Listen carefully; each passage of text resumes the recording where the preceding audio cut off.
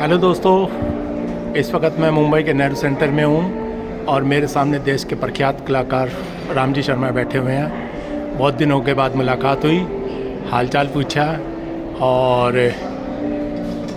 देश के अंदर, दिल्ली बॉम्बे के अंदर आर्ट को लेकर के कैसे हालात है उस पर चर्चा करने के लिए जा रहे हैं। हाँ जी, रामजी शर्मा जी नमस्कार। कैसे हो? बस आपकी कृपा है।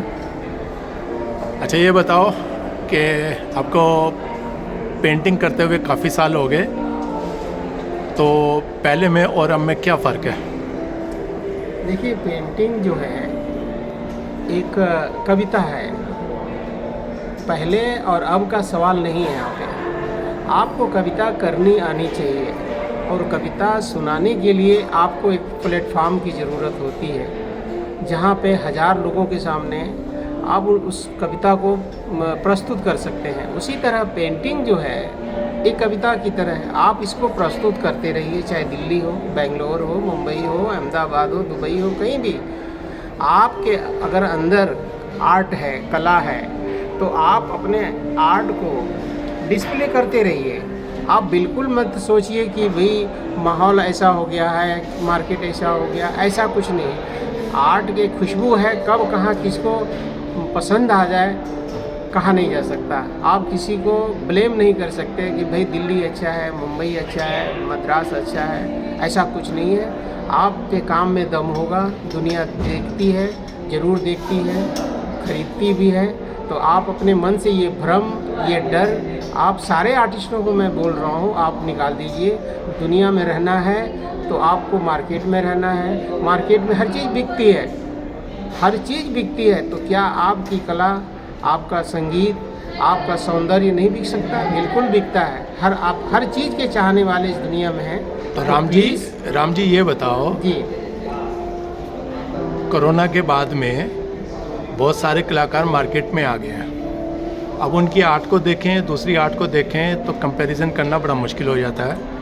अब जो अपकमिंग आर्टिस्ट कह लो या कुछ भी कह लो, आर्टिस्ट कह लो या सेल्फ थॉट आर्टिस्ट कह लो या BFA करे हुए आर्टिस्ट कह लो, उस तरीके का उनको मार्केट प्राइस नहीं मिल रहा है, ये बात सच है। किंतु जो इस्टेब्लिश आर्टिस्ट है उनका भी तो मार्केट वैल्यू में उतना प्राइसिंग नहीं हो रहा ना, इसका क्या? मैं फिर कह रहा हूँ, चाहे स्टूडेंट हो, हॉबी आर्टिस्ट हो, चाहे सेल्फ थॉट आर्टिस्ट हो, चाहे प्रोफेशनल आर्टिस्ट हो, आर्टिस्ट कोई भी हो, उससे कोई लेना देना नहीं है। आप अपनी वैल्यू किस तरह बनाए हैं। आप मान लीजिए एक गांव का आदमी और एक शहर का आदमी, दोनों के पास गोल्ड है, 1 तोला गोल्ड है, ठीक है, लेकिन उसकी प्राइस तो वही है ना। अगर आपके पास सोना है, चाहे गांव में बेचिए, शहर में बेचिए, आपके अंदर वो डेयरिंग होनी चाहिए, वो पेशेंस होनी चाहिए कि मुझे इससे कम में नहीं बेचना है।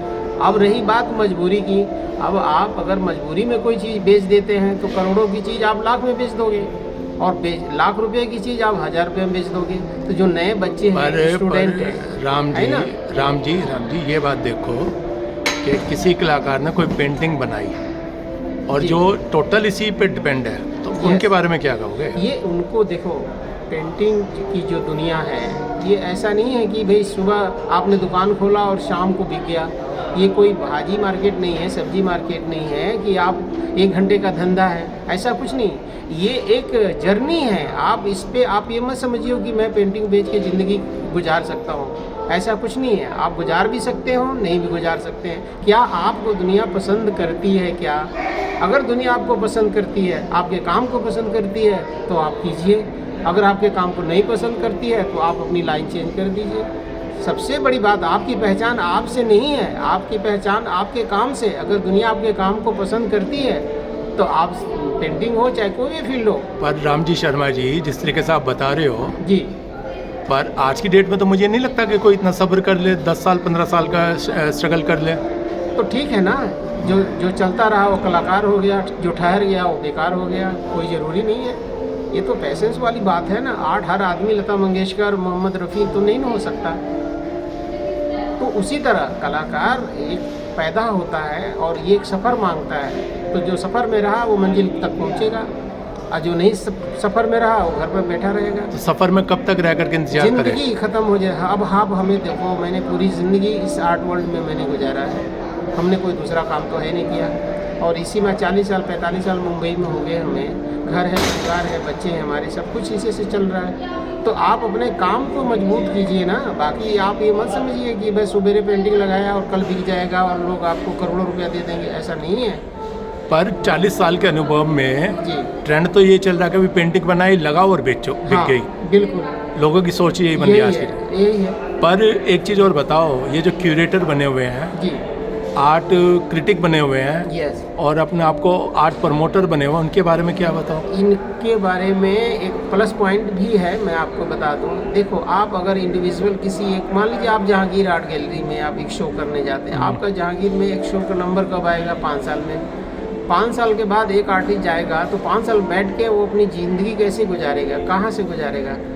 आर्टिस्ट की कला मुरझा जाती है, आर्ट मुरझा जाता है। आर्टिस्ट ऐसा तो नहीं कहीं भी डिस्प्ले कर देगा। तो ये क्यूरेटर हैं, ये जो भी प्रमोटर हैं, ये लोग आपको एक मौका दे रहे हैं अपने आर्ट को आपको दिखाने के लिए। ये तो आपके लिए अच्छी बात है, जो इतने कम बजट में अफोर्डेबल प्राइस में आप अपने काम को दुनिया के सामने दिखा सकते हो। अब रही बात बिकने की, तो बेचने के लिए अब आपके काम में कितना दम है, लोग कितना पसंद करते हैं, ये आप उस काम पे डिपेंड करता है। तो ये प्रमोटर, क्यूरेटर जितने लोग हैं, ये तो आपको सपोर्ट कर रहे हैं, आपको एक प्लेटफार्म दे रहे हैं। उसी जगह पर आप अकेले इतना बड़ा प्लेटफार्म तो आप पैदा नहीं कर सकते, क्रिएट नहीं कर सकते। तो एक छोटे से प्राइस में आप एक अच्छा सा एक प्लेटफार्म मिलता है, वहाँ पर आप डिस्प्ले करते हैं, दुनिया आती है, देखती है। अब रही बात बिकना न बिकना, ये आपके काम पे डिपेंड है। आखिरी बात, संदेश क्या? संदेश हमारा ये है, आप अगर आर्ट फील्ड में आते हैं तो सबसे पहली बात, आप अपने मन को मजबूत कीजिएगा और ये समझिएगा कि हमें इस दुनिया में रहने के लिए, अगर आपके अंदर वो क्षमता है, वो क्या बोलते हैं, आपके अंदर वो दम है, तो आप इस आर्ट फील्ड में आप ज़रूर आइए। अब रही बात पेमेंट की, पैसे की, कि भाई हम पेंटिंग करेंगे, अगर आप पेंटिंग के भरोसे बैठेंगे तो हो सकता है कभी पेंटिंग बिके, नहीं बिके, बिकेगा तो ज़रूर, लेकिन बीच का जो दायरा है वो आपको भरने के लिए आपको किसी और तरीके से मैनेज करना पड़ेगा। अगर ये क्षमता है कि भाई आप मैनेज कर सकते हैं तो वेलकम, ज़रूर आइए। हम तो सारे आर्टिस्टों को, नए आने वाले बच्चों को भी मैं प्रोत्साहित करूँगा, आप बढ़िया काम करो, मेहनत करो, अच्छे तरीके से काम करो, काम में ईमानदारी रखो। ऊपर वाला जरूर देता है और दुनिया हर चीज़ पसंद करती है। मिट्टी बिकता है तो आपका काम क्यों नहीं बिकेगा? आप अपने आप को 100 देने की कोशिश करो बस, और कोई नहीं। आर्ट का दूसरा कोई फार्मूला नहीं है। तो आप सभी को हमारी शुभकामना है। आप मेहनत कीजिए, डिस्प्ले कीजिए, लोगों को दिखाइए अपना काम। अगर समझ में आएगा, लोगों को खरीदेंगे, नहीं खरीदेंगे कोई बात नहीं, आप इंजॉय कीजिए। आर्ट को इंजॉय है, जैसे संगीत इंजॉय है, उसी तरह पेंटिंग, कला, कोई भी कला, आप उस पर आनंद लीजिए। ये आनंद का एक रास्ता है और उसको आप अच्छी तरह से उसको एक्सेप्ट कीजिए, उसमें जीने की कोशिश कीजिए। बहुत बहुत शुक्रिया, धन्यवाद, थैंक यू। जय महाराष्ट्र, नमस्कार। तो दोस्तों, ये हैं रामजी शर्मा, मुंबई में हैं। फिल्मों से लेकर के पेंटिंग का सफ़र 40 साल हो गए कला की दुनिया में काम करते हुए। बहुत अनुभवी कलाकार हैं। इनका साफ कहना है कि भैया पेंटिंग करना तो सब्र के साथ आना, जल्दबाजी इसमें नहीं चल सकती, बिकता सब कुछ है। जिसने मेहनत की, अच्छा काम किया, वो मार्केट में जमा और आगे बढ़ा। तो दोस्तों, इसी के साथ मैं विजय, एडिटर, कलर कैनवास, आप सबसे विदा लेता हूँ। Thank you, goodbye, good night, शब्बा खैर।